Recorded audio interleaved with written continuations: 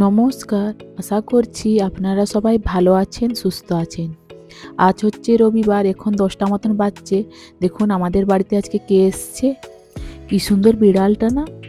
জানো তো, এখানে সেরকম বিড়াল বা কুকুর এখানে সেরকম দেখা যায় না। সবার তো নিজের বাড়িতে বাড়িতে রাখে। তো হঠাৎ দেখছি আমাদের বাড়িতেও এসছে। কি অবস্থা হয়ে রয়েছে দেখুন গার্ডেনটা। কদিন হলো যা বৃষ্টি হচ্ছে, পুরো নোংরা হয়ে রয়েছে। আরও বলছে কি আরও বৃষ্টি হবে। জানি না এই বৃষ্টি যে কখন বন্ধ হবে। আর এদিকে আমার হাজব্যান্ড নিয়ে চলে এসছে চিকেন। বলছে কি আজকে একটু বিরিয়ানি বানাও। তো অনেক দিন আগে বানিয়েছিলাম, সেমন একটা সময় হয়ে ওঠে না, তাই প্রায় বাইরে থেকে কিনে নিয়ে আসি। এখন আজকে বলছে না, এবারে তুমি বাড়িয়েই বানাও। তো চলুন তাহলে। বিরিয়ানির জন্য অনেক জোগাড় যন্ত্রও তো করতে হয়, তাহলে সেগুলো আমি করে ফেলি। ও চিকেনটা কাটুক, আর আপনারাও চলুন আমার সাথে, তাড়াতাড়ি করে রান্নাটা করে ফেলি। এদিকে প্রায় রান্নাটা কমপ্লিট, দেখতেই পাচ্ছেন চিকেনটা এদিকে কষা হয়ে গেছে, আর এদিকে আমার জলটা ফুটতে চলেছে।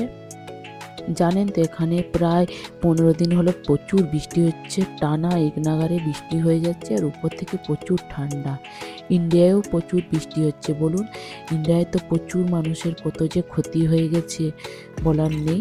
খবরে তো দেখছি প্রচুর বাড়ি ডুবে গেছে, প্রচুর, মানে শুনে করে এত খারাপ লাগছে যে মানুষ যখন গরমের দিনে এত জল বৃষ্টি হোক সবাই খুঁজে, তো সেই সময় দেখবেন খুব একটা বৃষ্টি হয় না, হলো তো হলো, না তো না। আর এখন দেখুন, আমরা চাই না যে এখন বৃষ্টি একটু বন্ধ হোক, একটু সবাই নিজের সেই আগের লাইফে একটু আসুক, কিন্তু সেটা তো আর হচ্ছে না। পুরো টানা এক নাগারে বৃষ্টি হয়ে যাচ্ছে, কত যে মানুষের কত যে ক্ষতি হচ্ছে, মানে কি বলবো, বাইরে কেউ বেড়াতেই পাচ্ছে না। এখানেও সেই রকম অবস্থা। বাচ্চারা স্কুল থেকে চলে এলো, সেই বাড়িতে ঢুকে রয়েছে, একটু বাইরে বেড়াতেই পারছি না যে বাচ্চাদেরকে নিয়ে করে কোথাও যাব। এত জল হচ্ছে, মানে স্কুল যাব ছাড়তে সেই সময়েও জল, আর যখন আনতে যাব সেই সময়েও জল। এই বৃষ্টির জন্য কোনো কাজই হচ্ছে না আমার, জানেন তো। আরও কয়েকটা দিন পরে পুজো, তো পুজোর মার্কেটিংও করতে যেতে পারছি না। এই বাচ্চা নিয়ে করে মানে বাড়ির থেকে বেরাতেই মন করে না, যা বৃষ্টি হচ্ছে আর বলার নেই। আমাকে তো সকালবেলা তো উঠতেই মন করে না, কিন্তু এই বাচ্চাদের স্কুল এখানে বন্ধ করা চলবে না। যতই বৃষ্টি হোক বা জ্বর হোক, অসুখ হোক, আপনাকে স্কুল এখানে যেতেই হবে, না তো এখানে ফাইন করে দিবে। কিন্তু বাচ্চারাও মানে বাড়িতে থেকে বোর হয়ে যায়। জানেন, আমি এত বছর হলো এসেছি লন্ডনে, কিন্তু আমি এই বছরই প্রথম দেখলাম যে এক টানা পুরো বৃষ্টি হচ্ছে।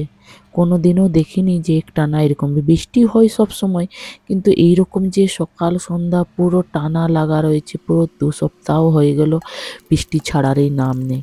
তার মধ্যেই সবাই নিজের কাজ করছে, আর এই বৃষ্টির মধ্যে প্রচুর ঠান্ডাও লাগছে।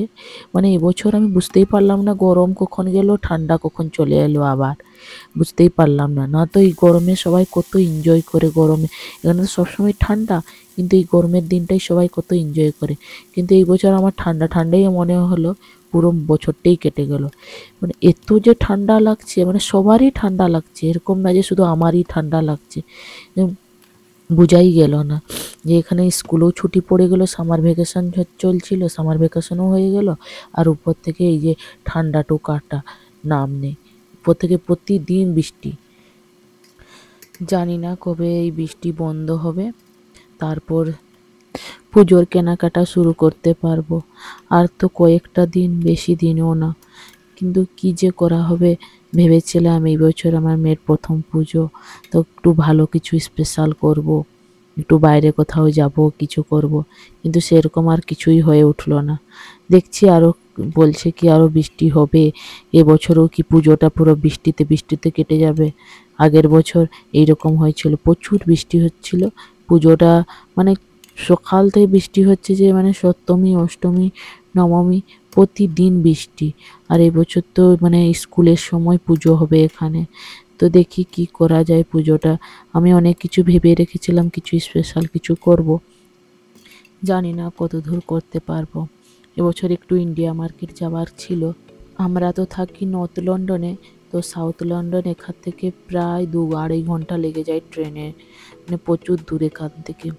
তো দেখি অনেক চেষ্টা করছি, মনও আছে যাবার, কিন্তু এই বৃষ্টির জন্যে কত দূর কি হয়। এইরকম যদি টানা বৃষ্টি হতেই থাকে তাহলে এই বাড়ির সামনে যে ইন্ডিয়ান শপগুলো আছে ওইখানে আমাকে মনে হচ্ছে কেনাকাটা করতে হবে, কিছু আর করার নেই।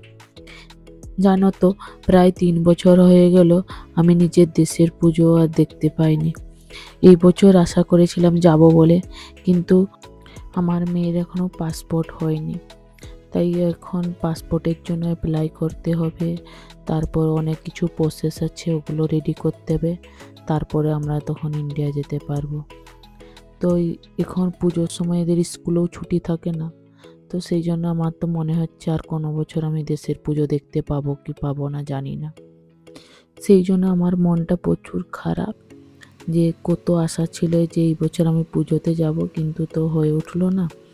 তো মামারও যেরকম মন খারাপ, বাড়ির সবার বলুন সেই রকম মন খারাপ। দেখুন, আপনাদের সাথে কথা বলতে বলতে আমার বিরিয়ানিটা প্রায় রেডি হয়ে গেল।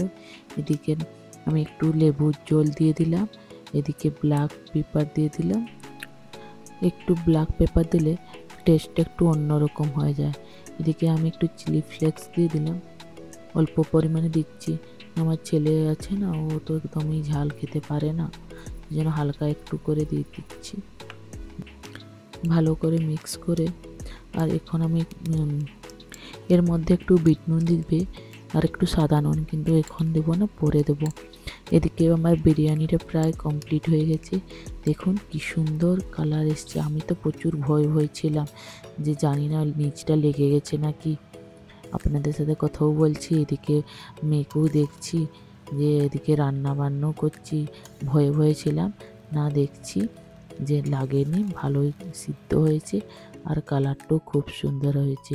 আর এত সুন্দর গন্ধ উঠেছে না, দুর্দান্ত সত্যি, যে পুরো বাড়িটা মানে গন্ধে পুরো ভরে গেছে। চলুন তাহলে আজকে খেয়ে দিয়ে করে আমাকে আরও ঝটপট করে বেরিয়ে পড়তে হবে, একটু বাজার যাব বাড়ির সামনে। যা বৃষ্টি হচ্ছে, তো এই সময় একটু মনে হয় শান্ত হয়েছে, তার মধ্যে আমাকে বেরিয়ে পড়তে হবে, ওদের জন্য খাবারও বেড়ে ফেলি। নেক্সট ব্লগে আপনাদের সাথে শেয়ার করব কি কেনাকাটা করলাম আর কোন শপিং মলটায় আমি গেছিলাম। মেয়ে এখন ঘুমাচ্ছে, এই ফাঁকে আমিও বসে পড়েছি। এত সুন্দর কালারটা লাগছে না, যেন মনে হচ্ছে যে পুরো দোকান থেকে নিয়ে চলে এসেছি। আমার তো বিশ্বাসই হয় না যে আমি বানিয়েছি। দেখুন আলুটা কি সুন্দর, হাত দিতে না দিতেই ভেঙে পড়ল। চিকেনটাও খুব সুন্দর সিদ্ধ হয়েছে। চলুন তাহলে আজকের ব্লগটা এই পর্যন্তই। যদি ব্লগটা ভালো লাগে প্লিজ একটু লাইক, কমেন্ট, শেয়ার করে দেবেন। আর ব্লগটা দেখার জন্য আপনাদেরকে অসংখ্য ধন্যবাদ।